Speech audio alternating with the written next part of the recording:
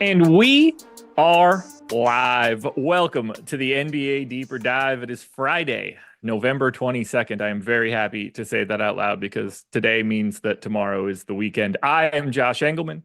I'm joined by DK. We're brought to you by us. Sign up for Stokastic using the links in the description. Follow us both on Twitter. Our names are below our heads. Hit the like button, subscribe to the channel, hit the notification bell. I think I hit all the things that I normally do in this intro. I don't think about it ever. It just comes out. DK, what's going on? 8 games, NBA Cup. Yeah, happy Friday, man. Solid NBA slate. Got a new computer too, so that's nice. But yeah, shaping up to be a pretty decent DFS slate. Ownership is pretty spread out right now. We'll see if that changes when we get more news, but I think it's going to be a pretty interesting slate for tournaments. Ownership is spread out depending on the site you're playing on, and we will get into some of those salary intricacies at FanDuel tonight, who decided we're just going to create some salaries for players that make no sense and create a value play in Nick Claxton that they're priced him like he's a rookie. So that should be fun. And we're going to get into that right now. Brooklyn Nets, 4.5-point dogs in Philadelphia, 213.5 total. Woof, that's gross. So let's start with Brooklyn, who not really getting all that much ownership. We had some Q tags earlier today for Dorian Finney-Smith and for Nick Claxton. We got word earlier today that both of those guys are going to be in. So we don't have anything weird going on the Brooklyn side. And on the DraftKings end of it, there's really no ownership coming in. 7% to Cam Thomas, unowned across the board here for the rest of these dudes. Let's hit the DraftKings piece of this first. How do you feel about Cam Thomas? Do you like anything here for Brooklyn? Yeah, I don't think there's anything that stands out here for Brooklyn. Again, no one really getting much ownership. Cam Thomas doing the most. I think he is the easiest guy to get to, sub 7K. He's got shooting guard, small forward eligibility. Only missed one game, so would doubt he's going to be on any sort of a limit. I think he's full go. So yeah, Cam Thomas is probably the easiest guy to get to. Obviously, again, he has the high ceiling on this team. You do have Nick Claxton back. He's missed a few games now. It's been like a little over a week. So there could be a slight limit on him. Be interesting to see if Embiid plays for Philadelphia, it's a little bit more likely that Claxton starts. If Embiid does not play, then they might bring him off the bench. But yeah, like a lot of these guys are kind of priced up from when a few of these Nets were out. Now they're basically fully healthy. So I think at least on DraftKings, it's Cam Thomas for me, and that's about it. I completely agree. I got to 12% of Cam Thomas when I ran my Sims. I essentially didn't get anything else. Like I got one share of Schroeder, one share of Dorian Finney-Smith. That could just randomize out a little bit later. FanDuel side, though, slightly different for Brooklyn, and I'm quite confident I know why it happened.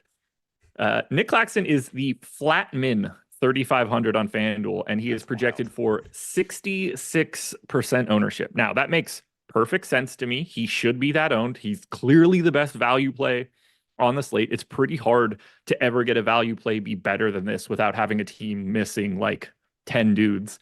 There's only like you need that, like they only have 8 active type situation when somebody gets that price. It's rarely for a center like this. I think it's very clear that they changed his name and they don't have the price history of who he is, and he is just a made-up new Nick Claxton, and he got the flat min salary because he hadn't played for the last 3 days. That's the only way that this could happen. Yeah, that doesn't make any sense. But I mean, min price on FanDuel, then yeah, he's like an amazing play there.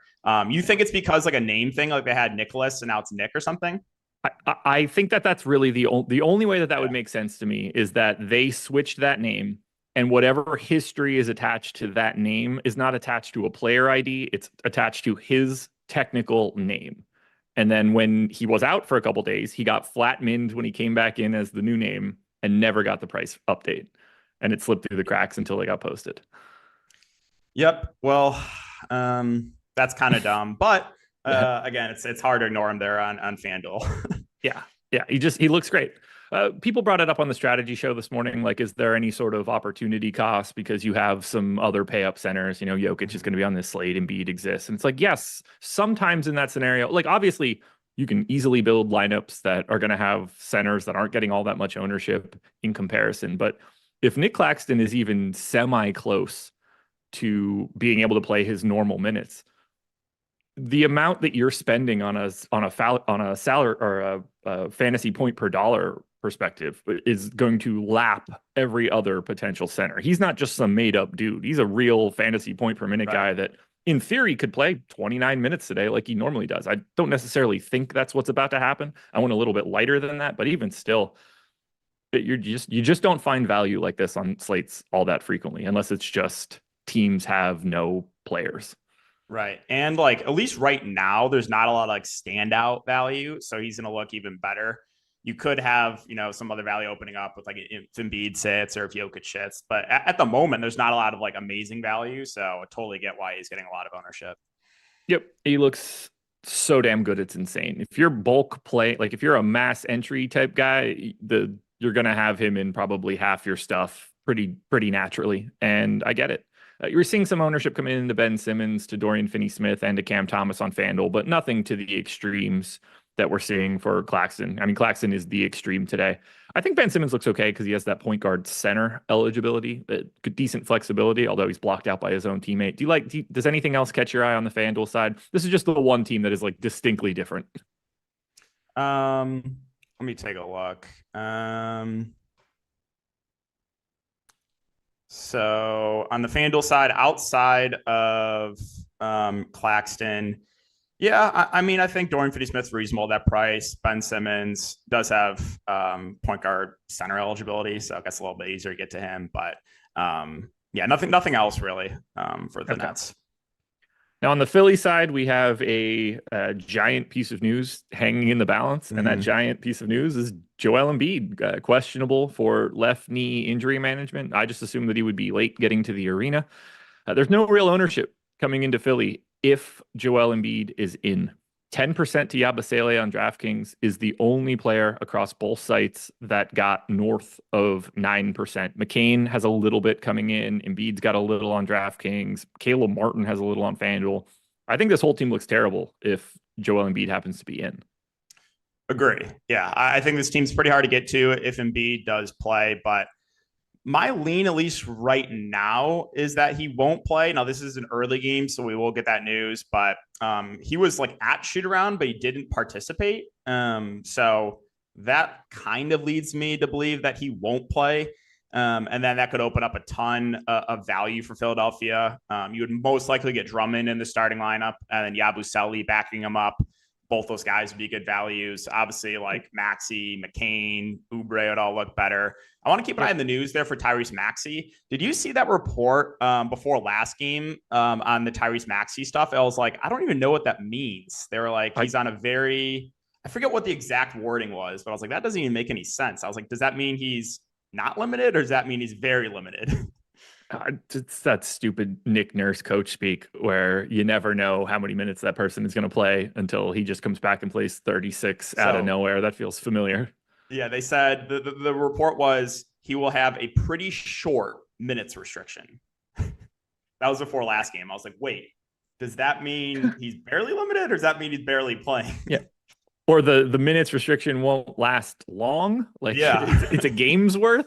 Yeah, the context of that one is a little murky. Yeah, if Embiid ends up out, then you're paying way more attention to McCain. Maxey's probably still off the table, but if he just somehow plays 33 minutes out of nowhere, then you're not all that sad you got to him. Yabusele gets the boost. Obviously, Andre Drummond goes from completely uninteresting to like maybe you could talk about him. It's a completely different look for Philly if Embiid is in or out, which shouldn't be all that surprising. But if he's in, doesn't look all that good. Ugh. What a gross first game. Yeah. It's terrible. Better games to come for sure. Let me make sure I have the cup standings up as well. So Group A, Brooklyn's 1-1. Philly is already out. So they're not playing for any sort of like running up the score, point differential stuff. Brooklyn is technically still alive, although that would be a real interesting run out for them to beat Philly, beat Orlando, and win that group. And then somehow pray that the Knicks lose and you lose they won't have that tiebreak. Technically, the Nets can still move on as one of the wild cards. So they have something a little bit more to play for than Philly. Philly is totally done. Boston and Washington.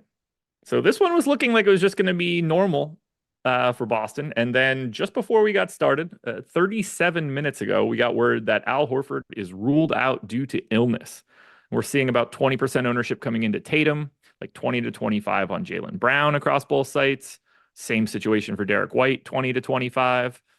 And then there's not much else happening on the FanDuel side. DraftKings, on the other hand, 10 to Drew Holiday, 10 to Peyton Pritchard, 15 to Sam Hauser, close to 20 for Kada, close to 20 for Luke Cornett. You're basically getting to everything that shows up on the floor for Boston today. Do you have a preference of these dudes? Because I think that I do. Okay. Well, I think I like the bigs. I think the bigs are probably the easiest to get to. So last game that Al Horford missed, the Celtics started Kada at the 5. He only played 21 minutes, but he was in pretty severe foul trouble. And then you had Luke Cornett play the backup 5, and they basically split the 48 center minutes the last game that Horford missed. You didn't see Xavier Tillman play until the last minute of garbage time. So if the Celtics run that similar rotation and you get the full 48 minutes for Kada and Cornett, I think both look really good. I think it would be maybe a little bit easier to get to Cornett because he's a bit cheaper, coming in at 3-4, and Kada's there at 4-4. So yeah, I like both the centers a good amount. And then I do think you get us like a slight bump in minutes to guys like Pritchard and Hauser. I think they'll just have to play a little bit more. So they look slightly better.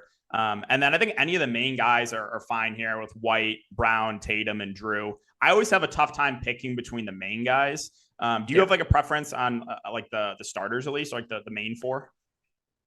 I prefer Jaylen Brown, and I tend to prefer Jaylen Brown. The price savings, the positional difference, both really helpful when I look at it. I mean, I don't have a huge separation between Jaylen Brown and Tatum. It's not a big gap, but I tend to get to more Jaylen Brown than I do Tatum. They both look really good, though. Neither one of them is the guy that I have my eye on, though. Sam Hauser, 3,500, okay. Small forward, power forward eligible, and he's starting to play more. In the game where Horford missed, and then the next game Drew Holiday missed, that's when we got 25 minutes out of Hauser and 26 minutes out of Hauser. So now we're removing Horford again. The minutes have been starting to ramp up a little bit for Hauser. And then this is another one of those situations that the Celtics guys were talking about before the season started, where, when they play some shit squad like the Wizards, they become the Peyton Pritchard, Sam Hauser show, and they try to get these other guys involved a little bit more. So I see those minutes coming up. I see great positionality. I see a really good price. I see a matchup where they should just absolutely destroy Washington. And I just look at it and think, I kind of want to get a little bit more Sam Hauser. Now the field's there. He's 16% owned. It's not like I'm finding some diamond in the rough here, but I like the functionality of his salary here. And I like the flexibility I'm getting. It could just as easily be Peyton Pritchard as the guy that goes bananas in this one. I mean, it could be any of them. It's not like they're going to meet any resistance from the Wizards. But I kind of have my eye on Hauser. Yeah, I like that call. Also to note, in that last game that Horford missed, the game was a blowout. You did see Pritchard close that game in a blowout. It's not been every time that the Celtics involved in a blowout that he closes, but he did close that most recent time. He played 36 minutes too. He played a lot. So I like the call there on Hauser. Again, I think Pritchard looks good too. Really, I think you can make the argument for any of the main rotation players for Boston. I think they all look pretty good in the spot.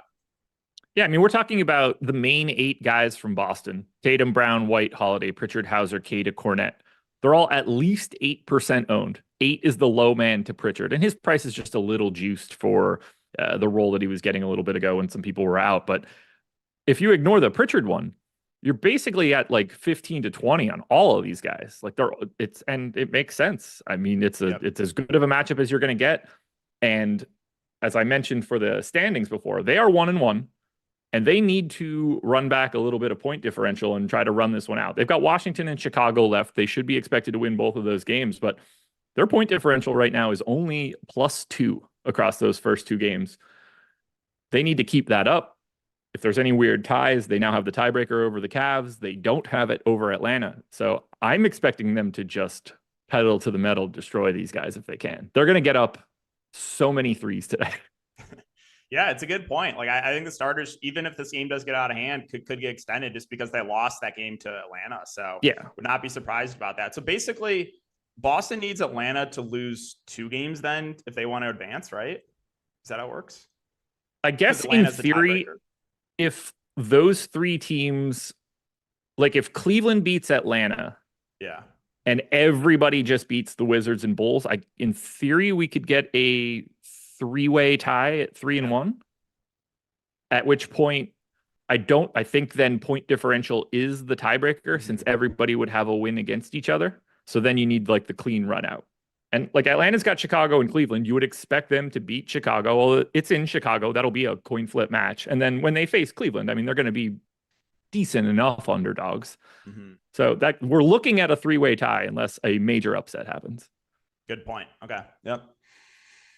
And one of those teams will likely not go through because of just point differential in general. A couple of their teams have like pretty sizable ones. Like if the Magic somehow don't win the group, but they have a +37 point differential right now, it'll be hard to overcome that when you're coming back from 25 points down right now with 2 to go. Ooh. Is there anything that you want to say about the Washington Wizards? Because they are essentially unowned. Joe Val got to 7% and nobody else has more than 3. I don't want any of these guys. Yeah, I think this team's really hard to get to. I mean, they've been running a decent rotation. Like they basically played 8 guys in their most recent game, but a lot of these guys are priced up. You do a Brogdon back, that hurts some of these guys. Brogdon himself, I don't think is playable yet. He's still getting eased back into it.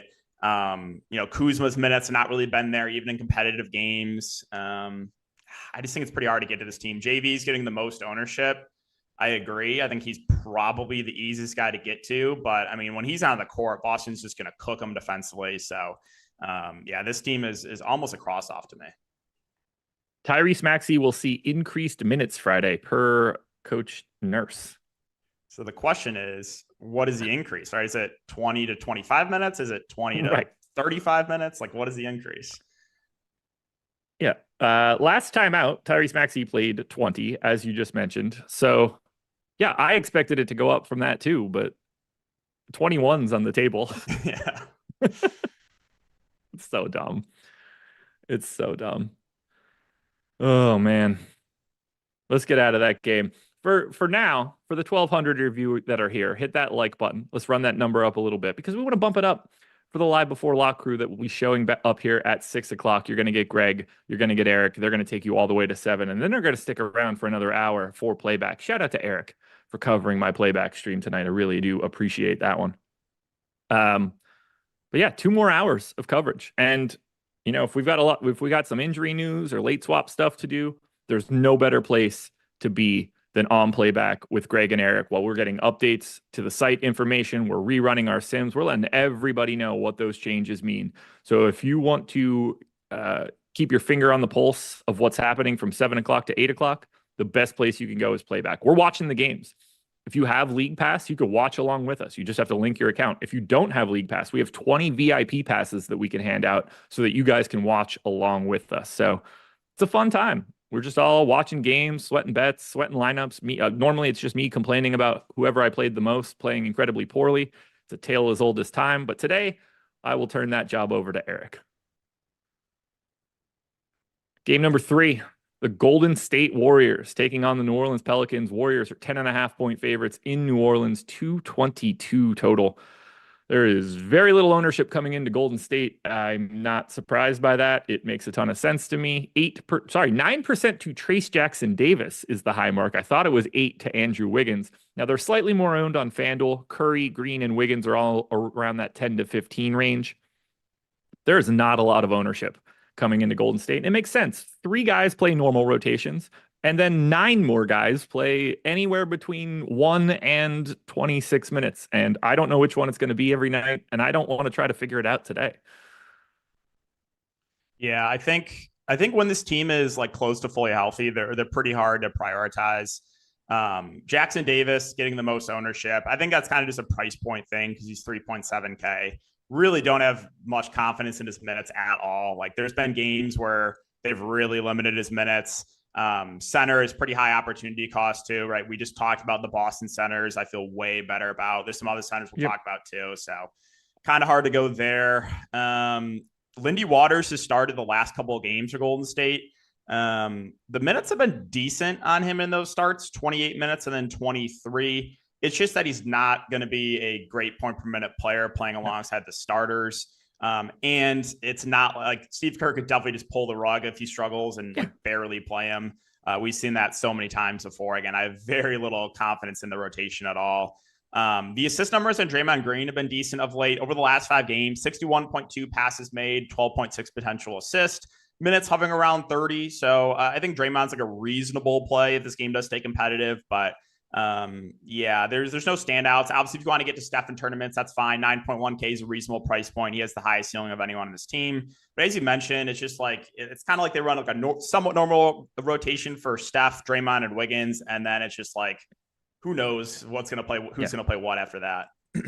Yeah, anybody can get that additional run depending on how that game is going. Like Gary Payton's probably not going to play a ton, but in theory, he can get up to like 18. Mm-hmm. Every one of these other guys have massive range.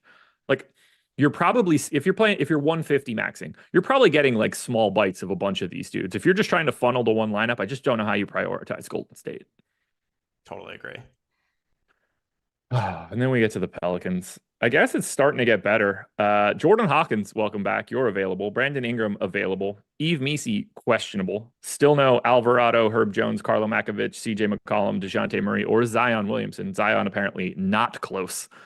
So that's interesting. Daniel Tice is just now not a part of this team. I mean, he is with the team, not like Cody Zeller for Atlanta. But even shorthanded, they have leaned now on Trey Jameson. So we only have ownership on DraftKings coming into Trey Murphy. He's 12% owned. That one seems fine to me. He's a real player on the Pelicans, so I would be happy to have him in lineups.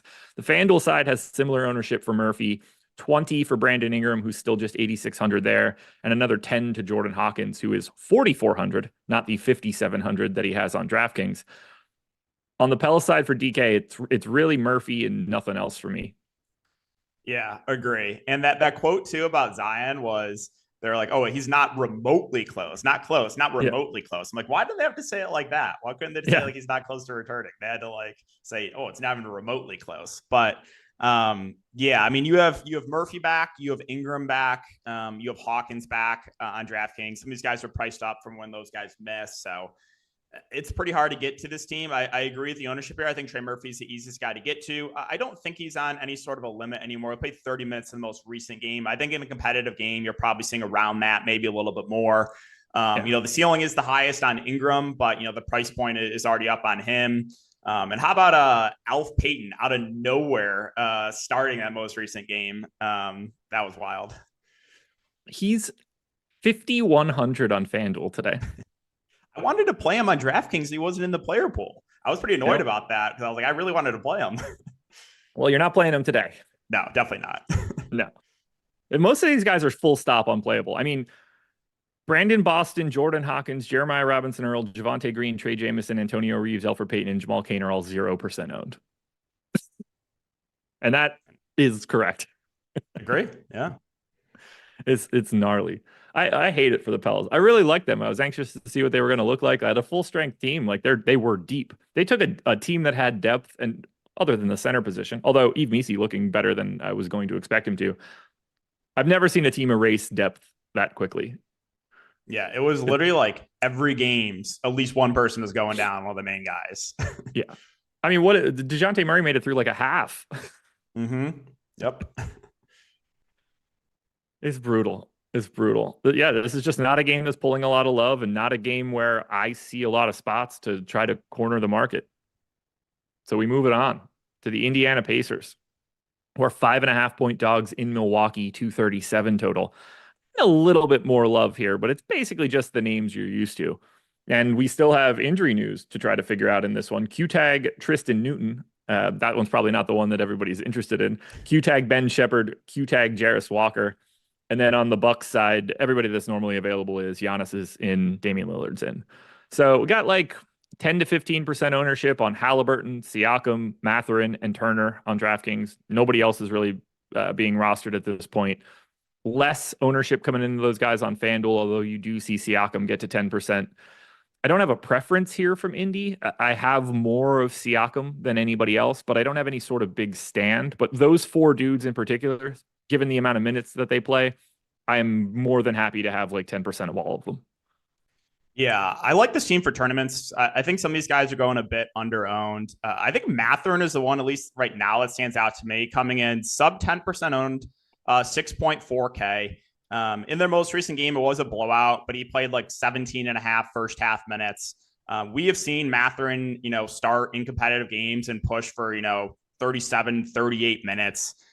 This team is, pretty small when Miles Turner is not on the court. So like the rebounding numbers for Mathurin have gone up. Like he's gone 2 of the last 5 games. He has 12 rebounds. So I'm a little bit surprised the ownership is not there on Mathurin. I think he's probably my favorite tournament play right now in Indiana. Also like Miles Turner. He was on pace for like 36 minutes last game. I think he's going to have to play all the minutes he can handle, assuming he can avoid foul trouble. So I think Mathurin and Turner are the 2 standouts to me. And then we'll keep an eye on that injury news. Ben Shepherd, Jarris Walker, both on the injury report. You did have Quentin Jackson start last game, played 27 minutes, and he could not miss. So keep an eye on that. If Ben Shepherd's out and Jackson starts again, he could be a reasonable value option.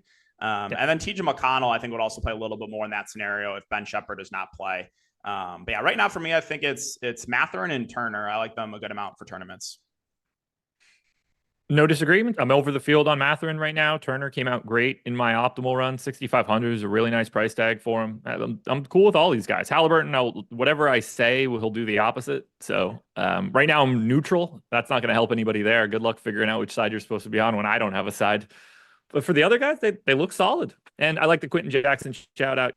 Got that start, played just shy of 27 minutes last time out. You can't expect the scoring to look like that, and it didn't go well while he was out there, -17 for the game, but price isn't ideal. But if he has to start again and you can give him 26, 27, 28 minutes in a projection, he will then become a value option that you can click on. Like, would I prefer getting to someone like Sam Hauser in that situation? Probably, just because of the positionality, but and the price tag, but he'll look okay. Like he goes from you can't look at him at all to a guy that ends up in 5 to 10% of lineups. Mm-hmm. Milwaukee side, 20% ownership coming into Giannis on DraftKings. No surprise there. 12-1 power forward center eligible. 10% to Dame. No ownership coming into anybody else. Slightly different story on FanDuel though. It's 20% to Damian Lillard at 8,400 and a crisp 51 to Giannis as an $11,800 power forward. I am more than happy to get to Giannis. We have a ton of value on the slate at this point, so getting to that sort of price range isn't bad. And I'm 2xing him right now. So what do you want to do with Giannis? Yeah, I like Giannis a good amount here. Love the spot against the Pacers, reasonable price point, not insane ownership. So I think Giannis looks really good. I have no issue with Dame either. 8.9K coming in around 10% ownership. I do like Brook Lopez a good amount. He's someone I've, usually don't get to a lot, but the minutes have like quietly ticked up on Lopez. Like last game, the starters got pulled the last minute or so. Like Brook Lopez is on pace to play like 36 minutes in that game. Yeah. I think there's one game that went to overtime, but still over the last 5 games, 37, 40, 30, 40, 35 minutes. So he's averaging like 35 minutes a game.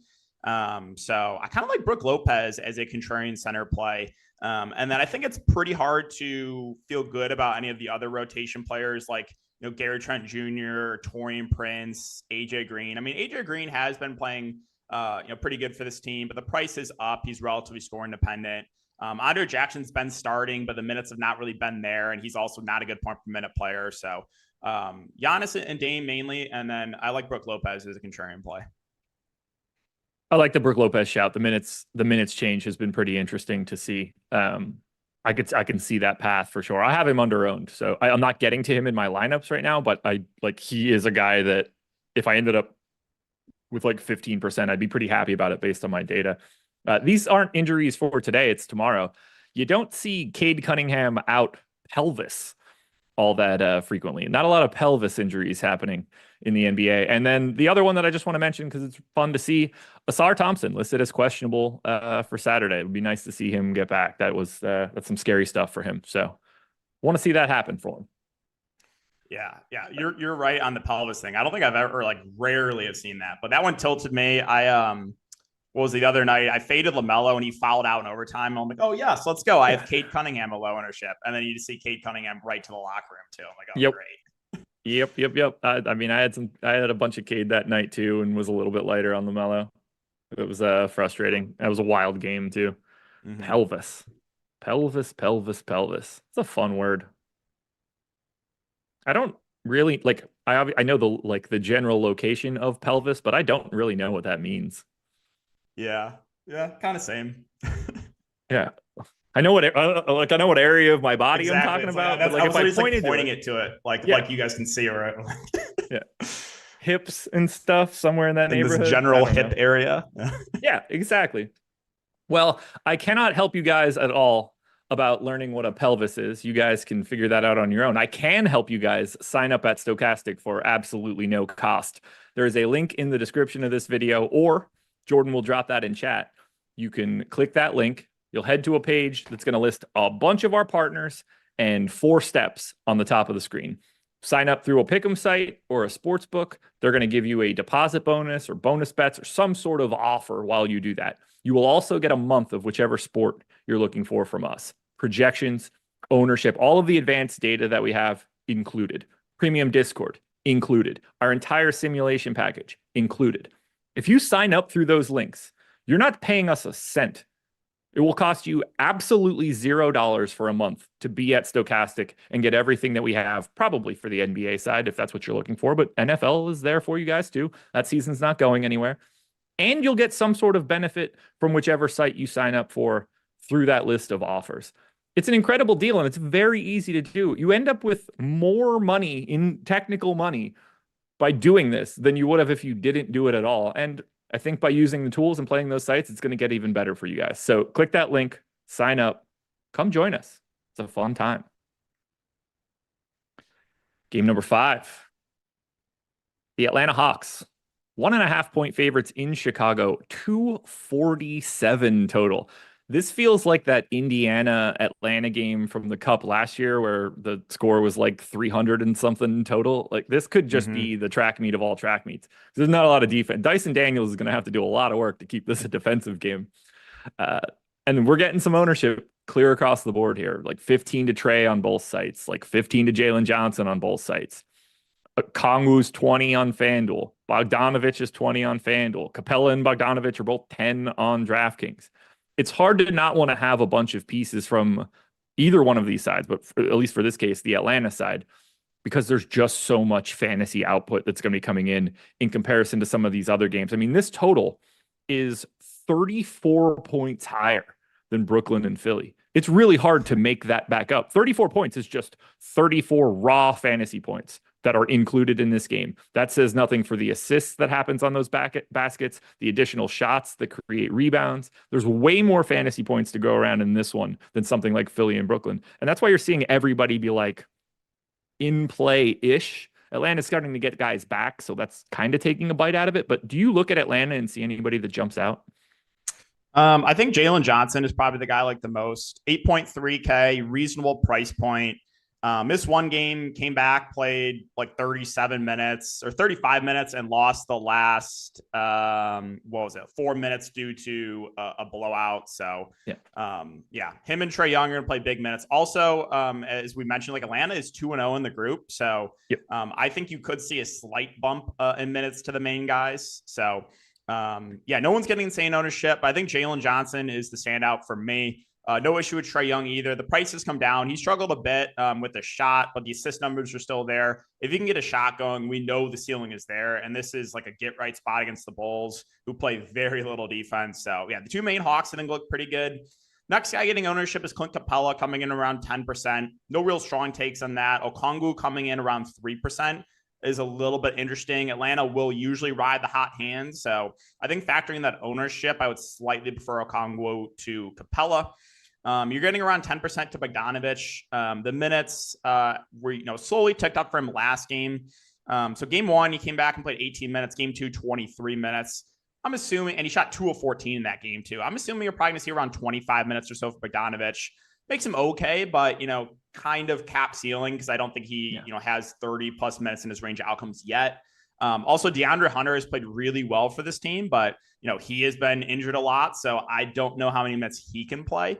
But both those guys are still in play because of the price points. Don't think there's anyone else. I mean, the price is up on Dyson Daniels. He's going to be out there a ton, but more so for defensive purposes. So, I like Trey and Jalen a good amount. And then some of those secondary pieces I think are reasonable plays. I have 8 different Hawks in at least one lineup. I'm not surprised by that in any way. Yeah, it's a great spot. There's so many fantasy points to go around. And look, the same thing is about to happen on the Bulls. 1, 2, 3, 4, 5, 6. I have 9 Bulls in at least one lineup. We're getting 25% ownership to Levine on DraftKings, 40 on FanDuel. Dosunmu's 40 on FanDuel. Torrey Craig is 35 on FanDuel and unowned on DraftKings. Amazing. Kobe White and Nikola Vucevic are both 15 to 20 on DraftKings. Giddey is 15 to 20 on both sites. There's so much coming in here.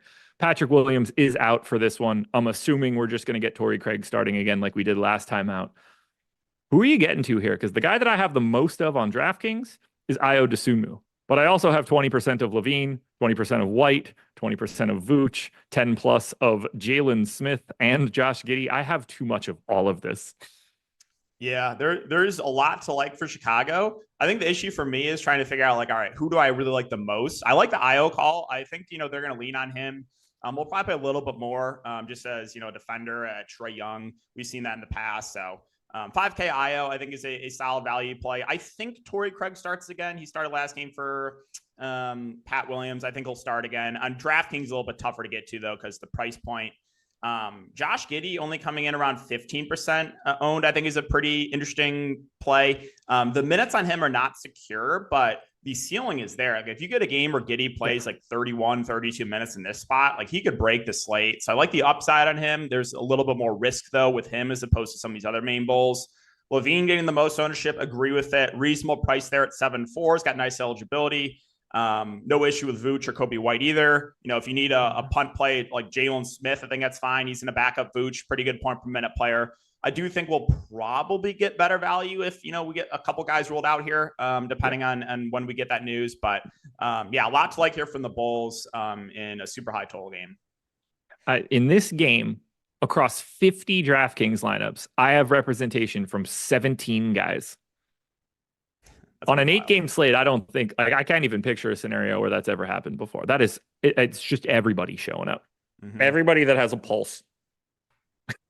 Yeah, if you're living and breathing, you're going to be showing up. Yeah. Sorry to Dalen Terry. You didn't quite make the cut, but if I gave you another minute, you probably would. It is, I have a random share of Julian Phillips. Now, do I think that's going to stick around? No, he's not good. He plays like 15 minutes a night. I think that was just the case of a random lineup out of 17,000 showing up at like the number 50 spot or something like that. But either way, there's a never-ending supply of like 10% plus owned dudes for Atlanta and Chicago. Terrible. Like, the fact that DraftKings got out in front of Torrey Craig to 4,500 and FanDuel is just like, no, 3,800. We'll keep that one around for a bit. Here's a 35% owned guy that shouldn't exist the day after he's already started. It just keeps happening. Portland and Houston. The Blazers are 12.5-point dogs in Houston, 224 total. Now, this one is an absolute mess on the Portland side, to the point where we basically can't even talk about it. DeAndre Ayton is still doubtful with a deep contusion to his right index finger. Okay. Does it have to be do we need explanatory word there? Deep contusion? What? So that's like the Zion thing where they're like a he's big not cut remotely close. Like, why do we need that? He has a big cut on his right, or like, so it went to the bone. I don't know. Just say right index finger contusion. Why does it have to be deep? What does that matter? Who's writing this? Jeremy Grant is questionable with an illness. Scoot Henderson questionable with a left quad contusion, and then Anthony Simons questionable with a right hand sprain. Assuming that Ayton's status does not move anywhere, and I don't expect it to, we are getting 20% ownership coming into Robert Williams on DraftKings at 4,800 with power forward eligibility along with center. Klingon gets to 10. Shaden Sharp gets to 10. I think it's reasonable to be able to talk about those three guys now. Like Williams and Klingon, no matter what that news is, probably doesn't affect those guys all that much. You know, if you lose all three of them, maybe you get like Robert Williams playing alongside of them for a minute or two just because you run out of bodies. But the status of Grant, Simons, and Henderson changes everything we talk about for Portland. If they're all out, then everybody's playing like Delano Banton and Denny Avdia probably looks insane. Everything changes. If they're all in, then Portland's probably not all that great. Yeah, agree with that. I think the easiest guys to get to right now, knowing what we know, are the two bigs. Rob Williams, 4.8, Donovan Klingon, 4.4. They've basically been splitting the center position. Rob Williams has been closing games. He did get pulled at the very end of that most recent game, but usually he is the guy that will come back in and close. So, yeah, I think the two bigs are solid options right now. The only other guy getting some ownership is Shaden Sharp. Portland did run a very tight rotation last game. Like Shaden Sharp played 37 minutes. Jeremy Grant played 38 minutes. Kamara's minutes have quietly ticked up too. He, over the last 4 games, 38, 35, 35, and 38 minutes. Now, the downside is he's just not a great point per minute player, but again, the minutes have ticked up on him. And then, yeah, things are going to get real crazy if you start getting a couple of these guys ruled out. Simons, Grant, Scoot, like it could be Delano Banton season, as you mentioned, Denny Advia. And then you would probably start looking at some of these value plays too, if like multiple guys get ruled out, like Chris Murray or Ryan Rupert, something like that. So yeah, this could be a really, really gross situation. Yeah. This is one of them where this isn't even like a live before lock thing, probably, but this game starts at 8 o'clock, which means we should get the Portland injury news at 7:30, which means being on playback tonight at 7:30 for when everything happens here. Greg and Eric are going to have the answers for you of what you need to do for your swaps for 3 games locking at 8 o'clock, another 10 o'clock, a 10:30. You're going to have plenty of options to move this stuff around. Playback.tv/Stokastic is going to be the place you guys go for your answers. I don't have much else to dig in here. I mean, there's too many different permutations of 3 questionable guys making up 80-something minutes of Portland. So play Robert Williams, though. I do think he looks good. Houston.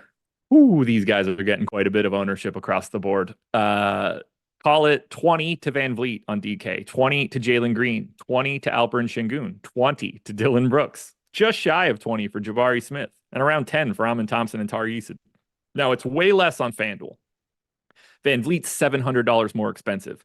Alperen Şengün's $300 more expensive. Dylan Brooks is $500 more expensive. Jabari Smith is $600 more expensive. Amin Thompson is $900 more expensive. Tari Eason is $800 more expensive. So there is ownership coming into these guys on FanDuel, but it's a lot less, except for Jalen Green, who's actually $100 cheaper on FanDuel than he is on DraftKings. He's getting 33% ownership on FanDuel.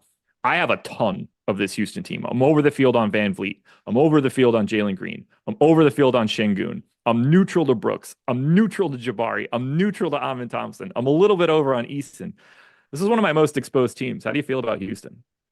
Yeah, there's a good amount to like here. I think my favorite play is probably Şengün.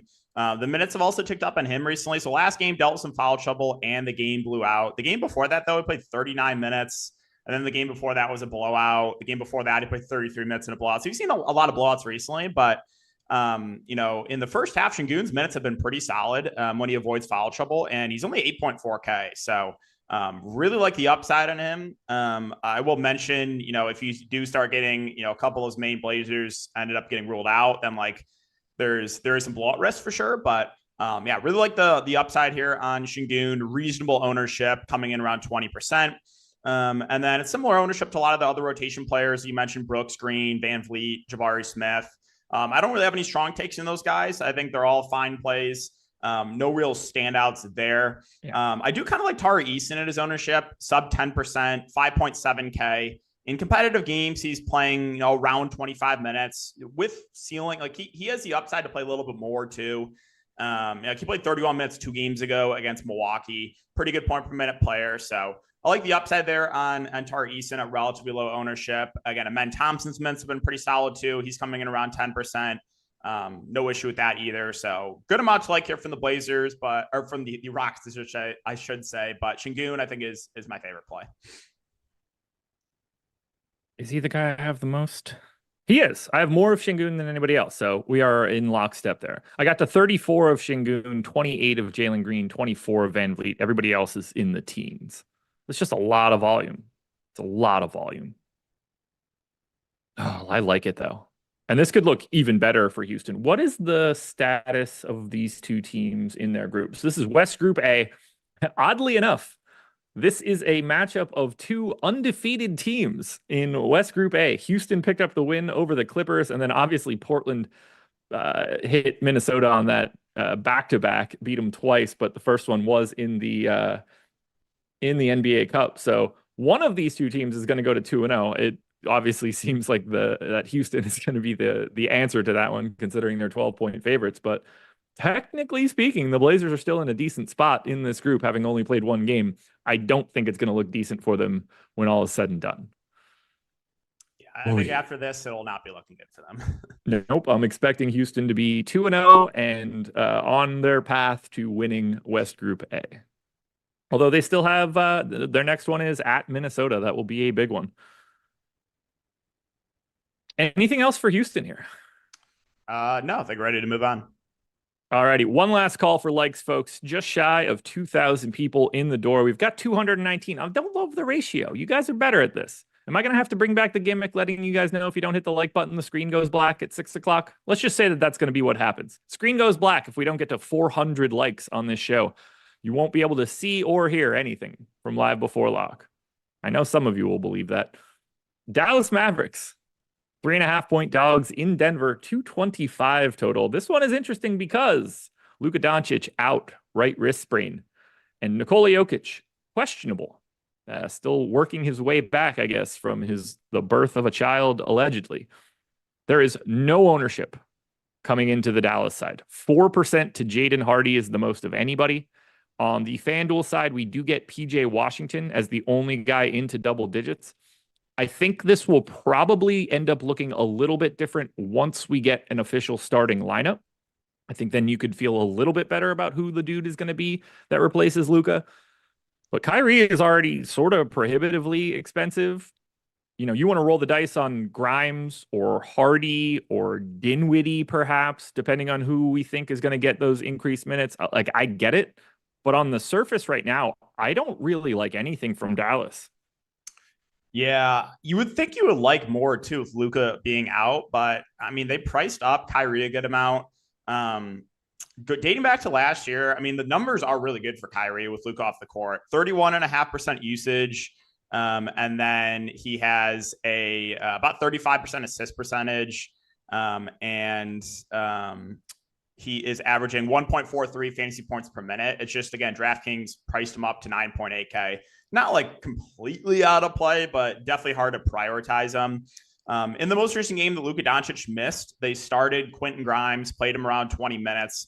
And then you saw about 25 minutes for Jaden Hardy off the bench. Hardy's in the most ownership on this team. I think he probably is the easiest to get to, 3.9K. If he can find his way into a few extra minutes, the ceiling definitely is there for Hardy. Like, he's not afraid to shoot. So I think Hardy's a reasonable value option, but yeah, I mean, it's pretty tough. I will say, I think the centers would look a little bit better if Jokic gets rolled out, that being Lively and Gafford. But their price points are up to 5.5 and 5.4 on DraftKings. So like, you would think there would be a lot more to like with Luka out, but there really isn't. If you said this, my apologies. I was texting my wife to try and save my collared shirt that I need to wear after we're done this. But do you have a guess as to who is going to start? Like, do you have an expectation of someone that does pull the minutes? I think Grimes will start. He started the most recent game for Luka was out. Could be Hardy, though. I mean, Hardy played well off the bench. But my lean right now is Grimes, and then they'll if they need like more offense, they can just play Hardy a bit more. Yeah. Yeah, we got 21 minutes out of Grimes on the 17th when Luka was out. We got 24 out of Hardy. We did get to 17 out of Dinwiddie, and then he went straight back to not playing this most recent game. But all bets are off for me on that one. I do think that it could sort of be whatever the hot hand is out of that trio as the guy that really takes the big step forward. Whoever you want to choose in this one, at least as of right now, depending on how the news breaks, like you can take a stand on whichever guy you think is going to be that guy and be up and over the field and ultimately put yourself in a decent position if you happen to be right. I'm just too nervous to try to hash it all out that they all sort of just look unappealing. That's a shame. I thought there was going to be a bunch of value here. It's weird. You remove Luka Doncic from everything and somehow nothing shows up. I did not expect that in any way. And then we get to Denver. They also have absolutely no ownership coming into this team. The most that is coming in is either 7% to Jokic on DraftKings or 7% to Julian Strawther as well. Every ownership number on the FanDuel side is lower.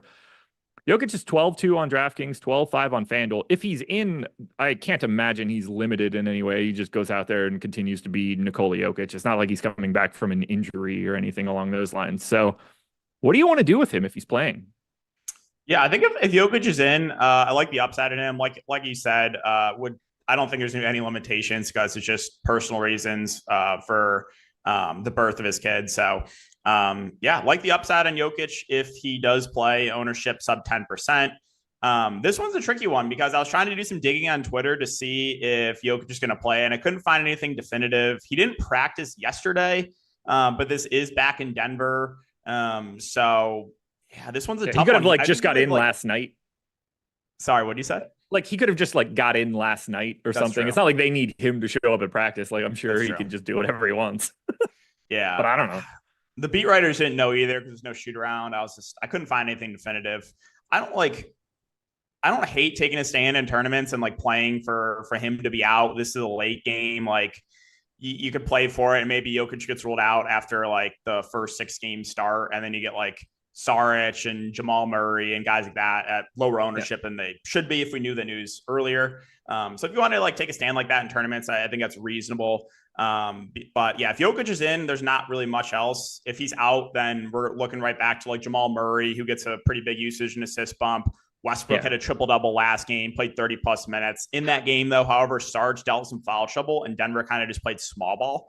So I don't think we'd see 30-plus minutes again from Westbrook if Jokic is out. Saric would be in play. He started at the 5 last 3 games. Jokic just missed.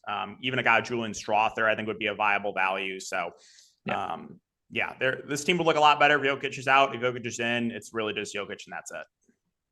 Of all the guys that we can't hunt down news for, it does not surprise me in any way that mum's the word on Jokic. Nobody probably asks him because nobody wants to bother him because they know that he's him. I'm sure the beat writers have no interest in hunting that down because it's just well, what are we going to get here? They're just going to be coy. Everybody's just going to be he'll be back when he's back, and they're just going to move on. And once he's back, he's just back. Yeah, I assume the beat writers love him, and they're just not saying anything. That would be my guess. They would rather be on Team Jokic and report nothing. Yeah, I think so too.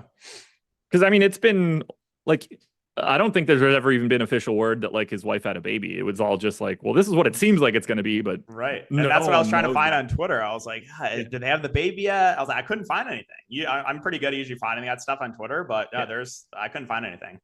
Yeah, I think that's just a case of the Denver people just being look, we're not looking into this. We know, and we're not doing anything about it. You guys can get that information later, which I love. Good. The one guy that doesn't care about any of the pomp and circumstance of this stuff, leave him the hell alone. We closed this one out. Sacramento Kings, 3.5-point favorites in LA, 220 total. Kings are getting people back. DeMar DeRozan is back. Domantas Sabonis is back, and those guys being back have removed all ability to really want to get to Sacramento. 2% ownership to De'Aaron Fox is the highest mark on DraftKings. 5% to De'Aaron Fox is the highest mark on FanDuel. I like the idea of getting Fox and Sabonis, particularly on FanDuel, as GPP pivots to some guys that might be pulling some ownership. The fact that Sabonis gets that power forward eligibility, for only 4% ownership for him. That makes me a little interested because you do have that increased flexibility. He doesn't get boxed out by that Nick Claxton value in the same way as some other people that are centers. The fact that he has power forward center might be more wrong than Nick Claxton being 3,500. There is no person that is less of just a center than Domantas Sabonis. So thank you very much, wife, for letting that buzzer go off as much as possible. That's a fun noise for the show. What do you want to do here with Sacramento? Yeah, so at least Sacramento and DraftKings, I think they're pretty hard to get to. The price points have gone up on guys like Fox and Murray and Herter and Lyles and Keon Ellis because you had, 3 games without DeMar DeRozan and 2 games without Sabonis. They're both back. So I think it's really hard to feel good about any of the main Kings. If I had to play one, it probably would be Sabonis, but none of them are getting ownership. And I agree. I think it's really hard to get to these guys. Yeah, we've had Monk out for a bit now. DeRozan and Sabonis both missed a couple games, and we saw everybody else's price just incrementally rise. And when they're all in, it becomes very difficult to separate from the pack. I don't think De'Aaron Fox is going to go and just shoot every time he has his hands on the ball like he did for the past 3 games. So it's tough on Sacramento. Now we are getting a little bit more ownership coming into the Clippers. Norm Powell's still out with that hamstring strain. So we're getting like 20 to 25% ownership to Harden across both sites. A largely unowned Ivica Zubac, who is always kind of interesting to me in any sort of GPP. Coffee, Dunn, KPJ, all around 15% ownership on DraftKings. Only KPJ got to that same range on FanDuel because Coffee and Dunn are both more expensive on FanDuel than they are on DraftKings. Even Derek Jones Jr. is getting a hair of love at 7%. Anybody standing out to you? Because unfortunately for me, I think it's KPJ and I hate it. I think looking at the ownership at Zubac, the price point has come down 7.2K.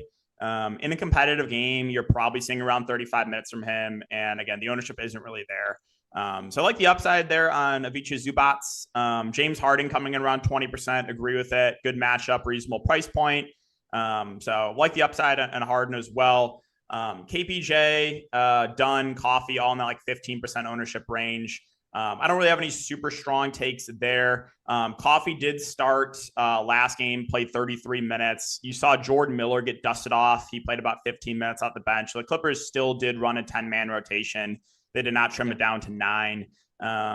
But yeah, outside of that, there's really not much else. Again, Derek Jones Jr. getting a little bit of ownership, I think is an okay value play. But yeah, looking at the ownership and the price point, I think Zubac is the guy that does stand out. There we go, everybody. You did get up to 325 likes, so I'm going to give you guys the chance to get 75 more before we turn this one over to Live Before Lock. We reached the top of the hour. 8 up, 8 down. DK, tell the people where to find you. Yeah, you guys can find me on Twitter. That's going to be DK__DFS or on YouTube, DK DFS. There we go. Enjoy your weekend, buddy. We're going to have some fun now. I'm done till Monday.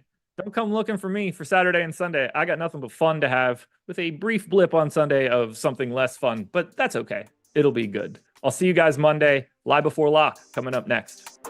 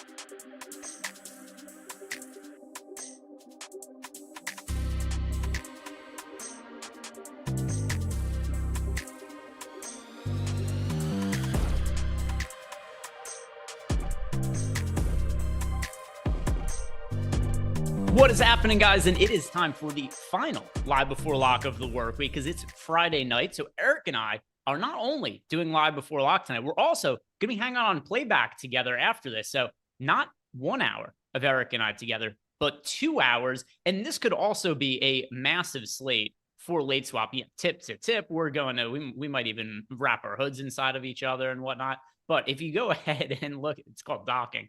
If you go ahead and look at the injury reports for today, Eric, it is insane. Just absolutely insane, the things that are involved on the injury report right now, because we've got Nikola Jokic questionable to play in a late game because we've got the late games on DraftKings today. I'm kind of surprised they did the full 8-game slate because when I first looked at the times, I thought this was going to be a 6-gamer on DraftKings. That's how they've been doing it this entire season. But I'm actually kind of happy they're doing the 8 games. There's a part of me that's like these smaller slates, but with the field getting a little bit sharper, we've seen so many dupes and overlap in lineups this year that I like that we're getting the couple extra games and potential other situations for late swap. So Jokic is questionable. That's going to be a potential late swap scenario. Joel Embiid is questionable. That's in the first game of the slate. So that's something that's going to come up while you and I are doing this show here. And then also for the late games, Anthony Simons is questionable. Jeremy Grant is questionable. Scoot Henderson is questionable. So Portland, that could be a spot, Eric, where a lot of value opens up. And that's not one of the super late games. That's 8 p.m. Eastern time. But still, that is something that if we don't get on this show, it's something that is potentially going to come up during the playback show. And that's something that's really important. Yves Missi, we've got him as questionable. Jarius Walker is questionable. Ben Shepherd is questionable. So that is going to round out the rotation players who are on the injury report. If you guys haven't done yet, like the video, subscribe to the YouTube channel. Eric, what is happening? Oh, just too much. Too much. I'm telling you right before the show, it's probably the most important late swap that you could possibly run into. I mean, you either want to get to the likes of the same Denver pieces that we've been trying to make a thing, or you want to get 0 of them and you want to just filter your way into some Jokic. I guess at least the prices are elevated to places where we don't have to go crazy with it. But yeah, I mean, we've got so much news everywhere. I keep refreshing and things just constantly keep changing for me as every new iteration, and we're just getting started, really. I mean, 54 minutes here until lock. We got a lot to figure out. Yeah, shout out to Rob Strom, who, I mean, Rob has tweeted at us. I mean, he says king of the single bullets. I don't know, 3 times, four times, twice, some amount of times. It was more than once over the course of the last couple of weeks, with him winning big GPPs over on FanDuel, or at least coming towards the top of those GPPs with just a single lineup. So shout out to Rob, and thank you very much for the super chat. We appreciate it. And then also Chris Williams gifting out 5 YouTube memberships to bring himself some good karma. So Chris, thank you very much for leaving us those. Okay. Injury news just came in, but it's for tomorrow. No big deal. So Chris, thank you very much for the gifts. Very much appreciated. And you guys, I see some people turning green there in the YouTube chat. So that is courtesy of Chris Williams. So give him a thank you if you guys just ended up getting that free sub. Right off the bat here, Eric, of all these players who are questionable, which ones do you think are going to end up impacting your lineups the most? What's most important to you on the injury reports? I mean, the combo of Simons and Grant is pretty damn important. I'd say out of anything, that's probably the one. I mean, I want to get to Jokic if he plays. I don't want to get to anything if he does as well, other than him. But yeah, the Portland news is just gigantic. I mean, that's sitting there at 8 p.m. Eastern time. It's staring you in the face. Donovan Clingan starting now for DeAndre Ayton, who's going to be out again. He's doubtful. We're still waiting for Matisse Thybulle to get back here, but Scoot Henderson, Jeremy Grant, Anthony Simons. You could have 3 pieces of that rotation that normally play 28 plus minutes, 32 plus minutes. In the case of Simons Grant, I mean, this is just the spot to be paying attention to. And then what are we expecting, or I should say, what are you expecting for Joel Embiid? That is news that we are going to be getting during the course of this show, because it's the first game to lock on the slate. He's questionable. He's a game time decision. So that game locks in 52 minutes. At some point during the show, we're going to get that information, and we don't have to make any kind of, changes in our lineups to make space in case something happens, because it's going to be the first game on the slate here. But what is your read on Joel Embiid? And if he does play, do you think he gets full minutes? Me, it was a late ad this morning. I don't know what to tell you. I have no clue. We're going to find out. So I haven't been stressing about that one very much. I generally don't stress out the first game unless we are really getting into crunch time and we don't have that news.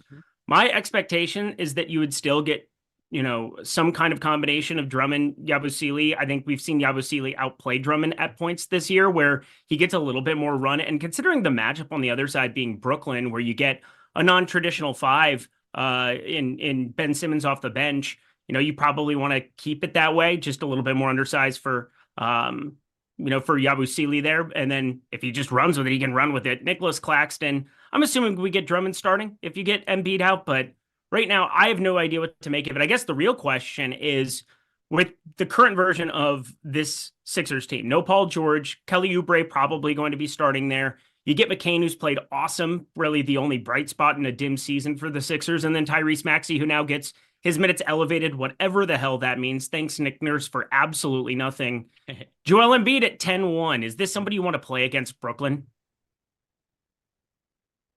I need a little bit more information. I've been playing Joel Embiid. I've played him the last two games. Last game actually went very well and could have gone exceptionally well if he didn't get hurt during the game. Yep. Because Joel Embiid ended up getting full minutes for the most part, other than he had to go to the locker room twice last game. He's clearly not healthy. And I don't know how he is going to be able to make it through a full season because he starts the season a couple of weeks late. More than a couple of weeks late, actually. He ended up starting his season, November 12th. So nearly a full month after the start. So 3 weeks after the season starts. You get Joel Embiid makes his debut. He doesn't play all that well the first few games. He works himself into shape. And then last game, it's only the 4th game he's played of the entire season. We've got months left. He has to go to the locker room twice. He's limping up and down the court in the second half. Honestly, I feel terrible for him at this point too, because the public reaction is like, oh, this guy, he's so soft. I just think his body's broken down. He's a gigantic human being who isn't super old or anything like that, but he's turning 31 soon. And on his frame, I just don't think his body could handle it anymore. And I think he really feels the public pressure to go out there and play every day at this point. If it was not for all of the narratives about him publicly, I don't think he would have finished the game last time out because he did not look good physically, but he gutted it out and he played really well, especially from a DFS standpoint. If he's out there, I'm going to want to get some exposure to him in GPPs, but my gut feeling is that he doesn't end up playing based on how he looked physically last game. Yeah, he doesn't look right. He didn't look right during the Olympics. Anybody who watched the Olympics knows Joel Embiid came out, and that very first game, I mean, I think you and I both said it on, maybe I'm just like misremembering, but I think we both said something on Twitter within like the first 2 minutes of that game where it was like, oh shit, they need to get Joel Embiid off the floor. And luckily Kevin Durant played really well as they started ramping him up as the games went along.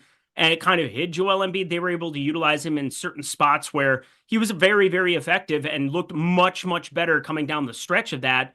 But, that's around a team of all-stars. Now he's got to carry a cast, and I'm just not sure that, as you said, his body can't really do it. I feel like I think I've watched every single minute that he's played so far this season, and all I can really say is that, like, the Joel Embiid who was, charismatic, running up and down the floor, killer instinct, it just looks like he has no swagger, which is such a weird thing to say. And even against Memphis, he was getting some bailout calls. I mean, he was getting hacked on the post, and that was under, the circumstance, Triple J, guys like that, trying to guard him. And Joel Embiid got to the line 14 times in that game. If you don't have that built-in floor of getting to the line and, you're not getting those same calls, and that's really been the calling card of him every time we get to the playoffs, is that they start to let them play a little bit more, and Joel Embiid can't take the contact, can't necessarily get to the line the same way. So yeah, Joel Embiid's just kind of a hit and miss guy. I'm not going to go as far as to say we need to look at officials and see who's officiating each game, but like him getting to the line is a huge deal for like his fantasy floor.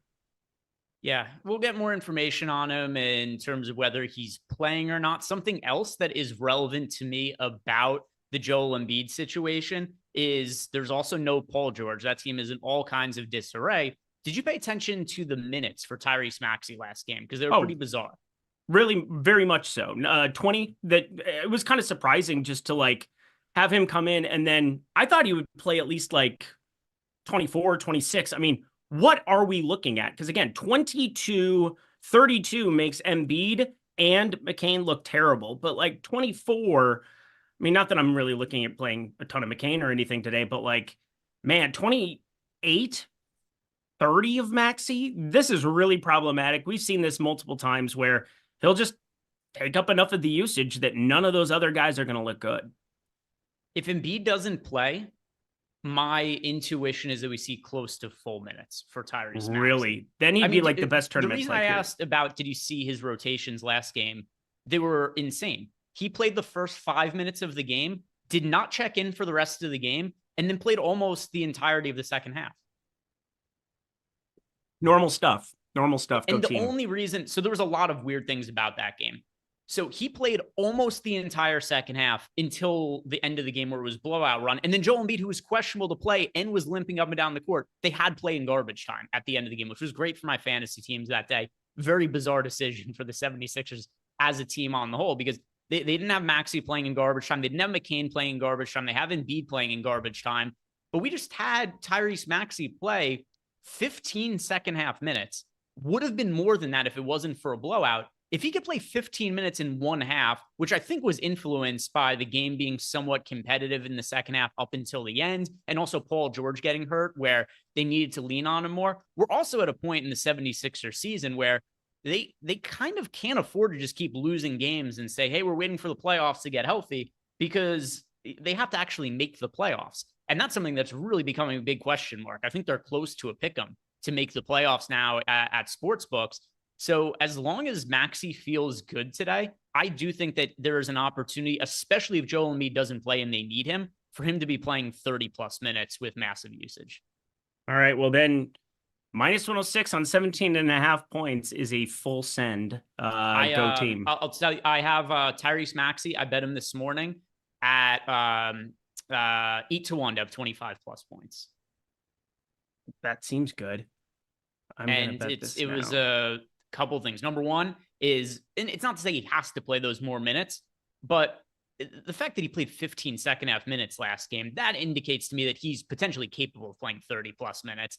And then on top of it as well, the potential with Joel Embiid, him being gimpy and maybe not playing today. So that's a long shot play that I have on Maxey. And same reason why, if Embiid does not play today, I am going to want to play some of Maxey in GPPs. The field is not going to play him, and I think there's opportunity there. So that's my overall take on the Philadelphia 76ers situation. And now we just sit back and we wait for any of that news to break. Let's go into Discord to see if any questions came in for us. And we do.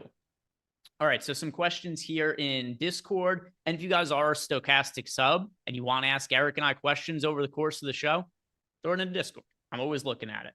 Larson407 says, can we address how to handle a positional lock button on Nick Claxton on FanDuel? And what will we do if we get late center news? All right, so FanDuel price. Have you built out lineups for DraftKings and FanDuel, or just one? Yeah, they've done this in the football streets, and now they just did it in NBA. I mean, we can have this conversation. There's the game theory aspect where what if he gets hurt? Or, hey, what if you get Jokic out there at 2% where nobody else plays him and you just jam it there? I mean, I'm going to let the Sims tool do a lot of the work. He should be in a large majority of your lineups over on FanDuel. I built it out. He was in nearly 100% of my stuff so far. He's so hard to get away from. And it's whoever did the pricing for FanDuel today is the same one who was managing the servers last night. The whole thing's been botched. It's gone astray. It's awry. It's terrible. He's nearly min price. It doesn't even really matter how many minutes you think Nick Claxton plays. It's really, should he be more or less expensive than $4,500? And the answer is pretty clearly he should be more expensive than that. So Nick Claxton, I think that he should be in the majority, if not all of your lineups on FanDuel. And then Larson, your question, can you address how to handle a positional lock button on Nick Claxton on FanDuel? Yeah, so, one thing is if you're just running our Sims, you are going to be getting to a lot of Nick Claxton, which should be the case. As far as locking him in, it doesn't have to be exactly 100%. I'll tell you that just from running our data without making any kind of changes to it on FanDuel, he showed up in over 90% of lineups anyway. And I wouldn't take him out and hope for late swap news to show up, because you're not going to get somebody better than, I think I said 4,500 before. I meant 3,500 priced on FanDuel. You're not going to get a better value play than Nick Claxton at min price tonight. Nope. There's nothing that's going to open up better than that. Nope, you're not. Just play him. Yes, you are. The other questions that we have in here, one is from M Grizzly, wants to know, what moves are we making to accommodate for news after lock? Yeah. Eric, is there anything that you have done in your lineups to prepare you for the situation that we are fairly likely going to have, which is Portland Trailblazers news not coming out until post-lock? Yeah, it's going to be disturbing, disgusting, really, really frustrating. But a couple of things I've done, I just kind of made sure that I got to a little bit more Portland. Something's going to, I feel like, break my way. And if it doesn't, I think you have enough games still surrounding that 8 p.m. Eastern time, 5 p.m. Pacific window. We've got 3 games. We've got Dallas, Denver with Jokic pending. We have enough other stuff that I think is interesting that backloading your lineups, we've talked about the way that you can go about doing it. Greg and I do it slightly differently. I'll go in and change it at the projection level.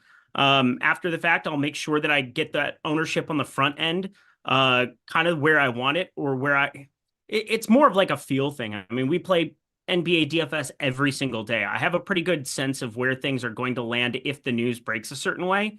And so I try to kind of find a nice middle for the time being where I'm going to boost them and I'm going to get to certain guys. Greg will go in sometimes and just kind of strictly ROI boost or, find it there. But sometimes you want to build it out with those lineups in there so that you can send them against those other lineups with the changed projections. But a couple of different ways. I hate the analogy, but to skin a cat, there's lots of different ways to do it.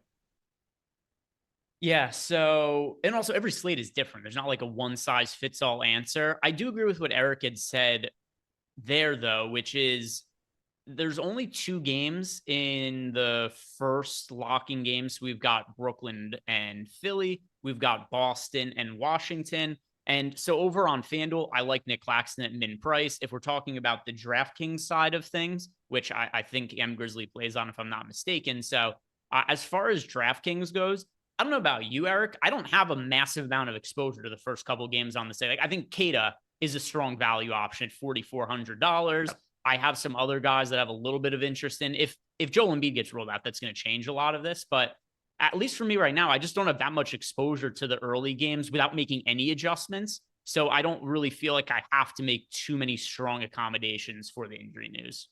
Beautiful. Yeah, most of my exposure is coming to later games. And even some of the contrarian guys I like. We'll talk about in a little bit, like when we do the nuke of the night. My favorite contrarian play on the slate as of right now, also somebody's playing a little bit later of a game.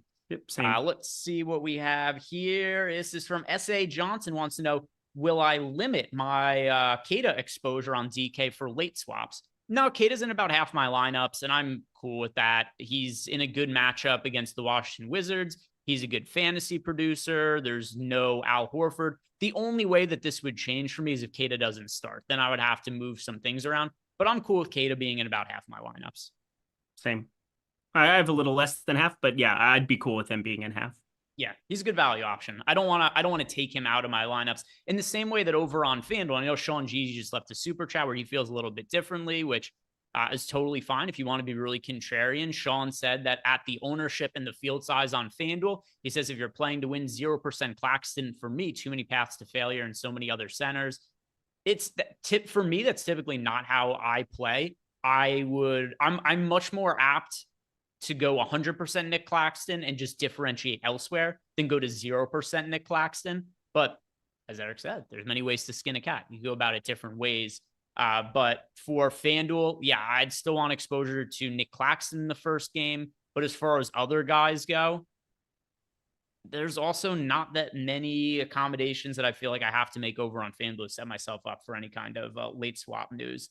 Next question here is from Braden. Braden, aka Russell, wants to know, weird question, GPP single entry where you can't late swap on an app I play on.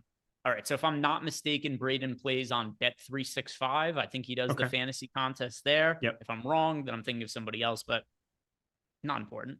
DraftKings settings. How do you predict the late news for late games to get leverage where people only do the games at lock?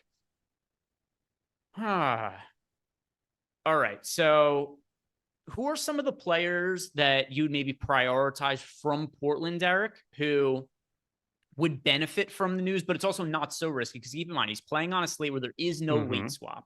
So we have to figure out who are players that could benefit from players being ruled out from Portland that also, like, you don't want to just say Jeremy Grant and then Jeremy Grant doesn't play and you take it 0.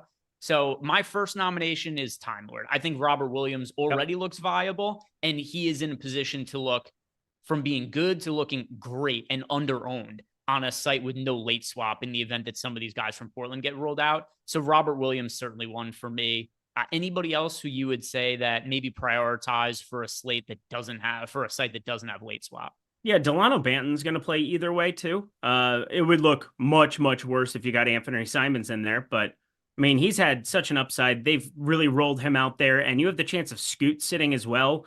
The combination of those two, I mean, I would say Shaedon Sharpe as well, because he's just purely going to get the minutes no matter what. But I'm assuming, I'm not looking at the salary there at Bet365, but my guess is that he is probably a little bit higher than that of Delano Banton if it's falling in line with what we have on DK and on FanDuel. So I will nominate Banton. All right, let's see if there was any other questions in Discord. There is not, and there has been no other information on Joel Embiid. We have found out that Steph Curry, he remains probable, and Steve Kerr said that he is likely going to play. So here's what we'll do, Eric. Let's do the nuke of the night now, and then if there's no other injury news that breaks afterwards, we can just talk about the exposures we have right now. But let's do the nuke of the night while we've got this little bit of a downtime between questions and injuries. So Jordan, play the animation.